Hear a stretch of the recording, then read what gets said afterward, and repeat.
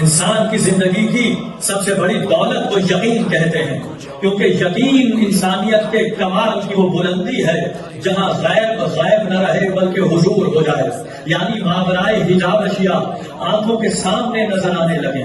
اب اگر علم دنیا میں اس مشاہدے کو مہیا کرے تو وہ علم یقین ہے، اور اگر موت اس مشاہدے کو مہیا کر دے تو پھر وہ موت یقین ہے۔ اس لیے کہا اتنی عبادت کر اپنے رب کی، اتنی عبادت کر اپنے رب کی کہ یقین آ جائے یا پھر موت آ جائے، کیونکہ موت قفس کے دروازے کو کھول دیتی ہے اور ماورائے حجاب اشیاء کو آنکھوں کے سامنے لے آتی ہے۔ اس لیے یقین بڑی دولت ہے، یقین کی اہمیت کو سمجھیے۔ اب میرے امام نے فرمایا کہ کسی بھی شے کو اگر سمجھنا ہو تو سب سے پہلے اس کی ضد کو سمجھیے۔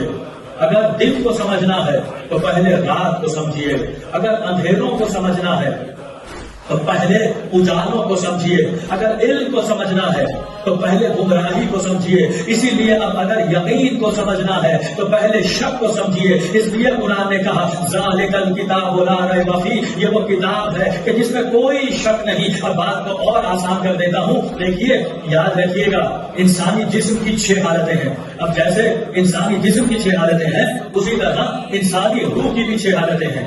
بھائی جسم یا بیدار ہے یا خوابیدہ ہے، جسم یا زندہ ہے یا مردہ ہے، جسم یا صحت مند ہے یا بیمار ہے، اسی طرح روح کی بھی 6 حالتیں ہیں۔ بھائی روح کی زندگی علم ہے، روح کی موت جہالت ہے، روح کی غفلت نیند ہے، روح کی بیداری تنبیہ ہے، روح کی بیماری شک ہے، اور روح کی صحت یقین۔ دم علی زمزم علی ہر دم علی حیدر حیدر حیدر